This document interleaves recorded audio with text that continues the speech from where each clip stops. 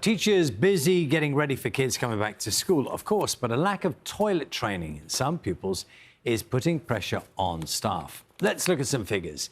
1 in 4 children in England and Wales were not toilet trained by the time they started school. That's according to the latest report by the early years charity Kindred Squared, published earlier this year.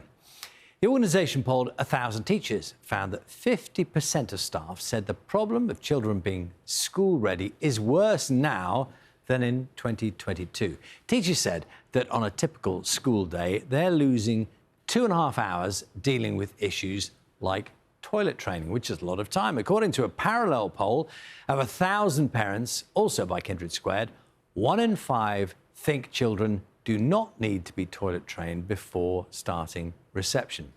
So to tackle this problem, the Children's Bowel and Bladder charity ERIC has launched a campaign to help families get their children ready for school over the summer holidays. It says teachers are facing a ticking time bomb in September as new reception-age children arrive without being toilet trained. Our reporter Alice Bouverie has more. Let's face it, a lot of kids love to talk about poos and wees. And this summer, they're being invited on board the toilet train because an estimated 1 in 4 children will start school this September, still in nappies. It's really, I would say, almost like an emergency intervention. It's aimed at those parents and children who have got the children starting school in September and they're still not toilet trained. Interestingly, part of the blame lies with COVID. The children starting school this September missed out socially. Their parents missed out on support. Bristol City Council has caught on to the crisis and has teamed up with the children's charity ERIC to help develop more training resources. Is really needed. We've seen an increase in children starting reception wearing nappies.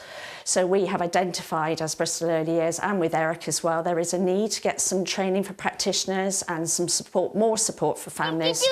Cock-a-doodle-doo! I think it can be daunting and challenging when children first go into pants, especially when you're going out and about. So I think sometimes it's just a bit more convenient for some families. What does your poo look like? Don't know.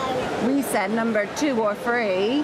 One of the things the charity is doing is breaking down the stigma around potty training. Well, the very first thing we'd want parents to be looking for is to check that their children aren't constipated. It's very, very common, and ideally a child would have a type 4 poo.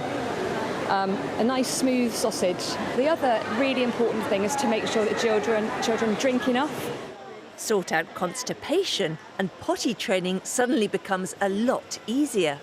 There's this advice too. We've been waiting for that first wee and that first poo to reward him, but she was saying no, reward the being on the potty instead. So just really simple, easy changes that we can make, hopefully, so that will make it easier for him. You did such a good job. Final tip from the experts, give your children plenty of praise and encouragement. Alice Bouverie, BBC News. So let's talk about this now with Steve Marsland, who's the head teacher of Russell Scott Primary School. Morning to you. Morning. And alongside Dr. Joy Harris, who's a consultant clinical psychologist. Very good morning to you both. So, Steve, head teacher, just the school. So the youngest children in your school are what age? 3. 3 in 4, and then they'll go into reception. So they'll be 4 to 5. OK, so you're our expert witness in this situation. What do you see in terms of children coming in and how prepared they are in terms of toilet training? I see what your stats say. And I would have thought that 100% of teachers would have said that it was getting worse, because it certainly has. Give me a scenario. So, I don't know, September, your school presumably is going to be starting soon. Yep. How does this play out in real time? You know, the children arrive, presumably these are children you don't know before. Do teachers have a conversation with the parents? Do they, what do you know in advance, and how do you cope with it? Some children we do know, because they come into our nursery and then they'll enter into reception. Prior to them coming into nursery, we have lots of conversations with mums and dads and families, carers. When they come into reception, we have the same conversations, and you're continually reiterating what readiness actually looks like, because that needs a conversation. And help me with this one. So those children who are not prepared, it's clearly not their fault. You find that out. Yes. I mean, the parents haven't told you that. What do you... I mean, in one sense, in a practical sense, you help the child, presumably, yourselves, because you have to. Do you talk to the parents? Do you address it? Some children, it's a medical condition, and we'll have learnt about that prior to them coming into school. So we make allowances for those kind of children. But it's nobody's fault when they have an accident, and all children will. But the conversations that you have with parents are very important, but it should be happening way before they come in or getting ready to come to school. Not easy conversations, I imagine. They're not easy conversations. They're not an easy one to have on breakfast either. You know, and it's... we don't mind talking about poo, but... but no, we don't. But no. It's saying to a parent, your child's not potty trained. And so it's the implication of... To the parent, they may feel you might be saying, you haven't done your job. Yep. Or your child's lagging behind your child's peers. You know, that's what's awkward about that, I think the readiness conversation is about whose responsibility is it for certain things that a child needs to be ready for.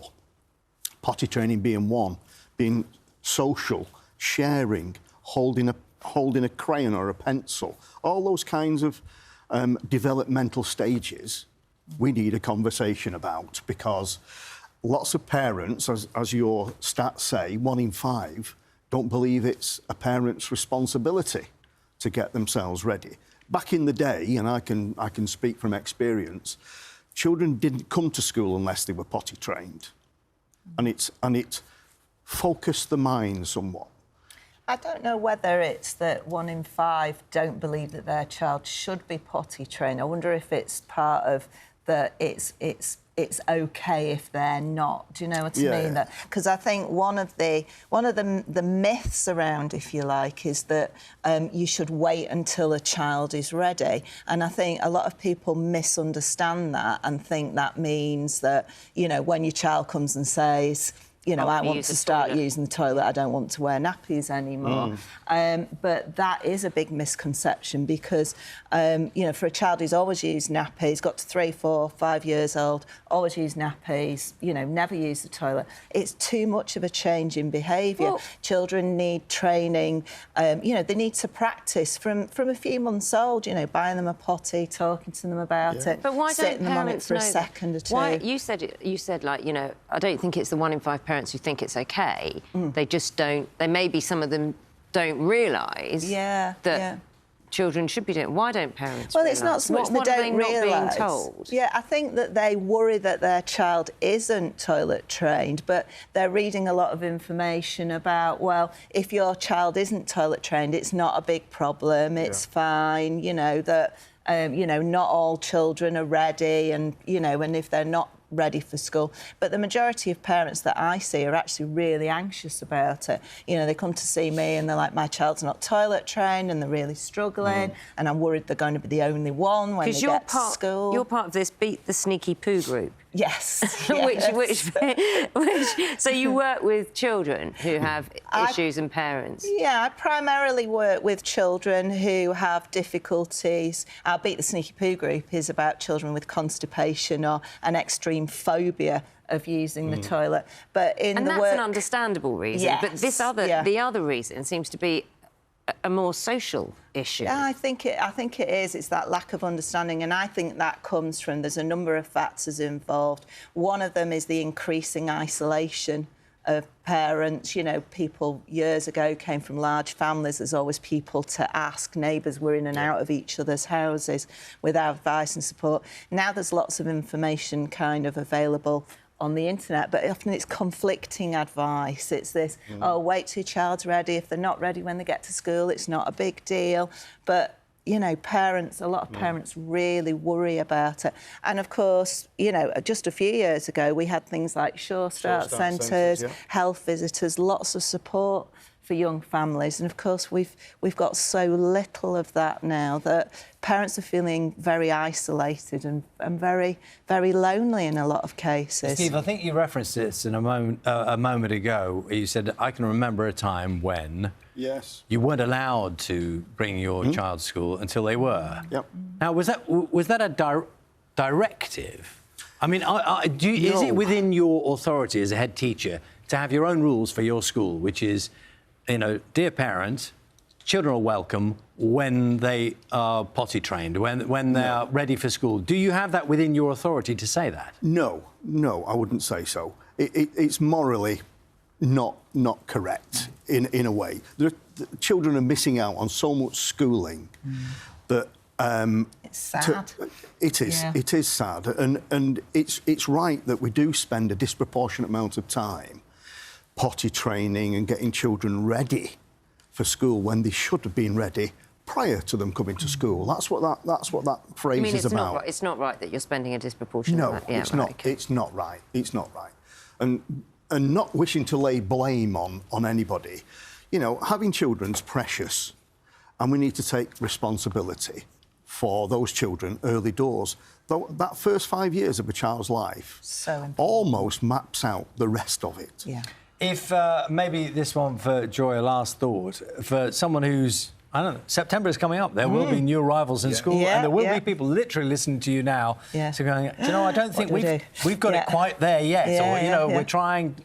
What would be the message? Well, I say, first of all, don't panic. From what we've heard, you know, your child is not going to be the only one going through this.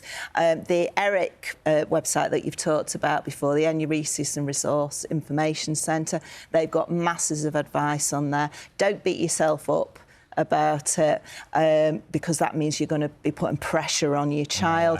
And it's all that stuff that the ERIC website talks about, that preparation, you know, talking with them about wee and poo, talking about them with them where it goes, you know, sit, if they'll only sit for a few seconds, we'll just sit regularly for a few seconds, you know, let them run about without a nappy on for a bit so they experience that freedom, and just gradually get them used to it. And there is support and help out there. Doctor, thank you very much. And Steve, good luck when school starts. What have you got, a couple of weeks? Need it. Yeah, a few weeks, and then all those little beauties come back to again. Steve Marsland, Dr. Joy Harris, both thank you very much.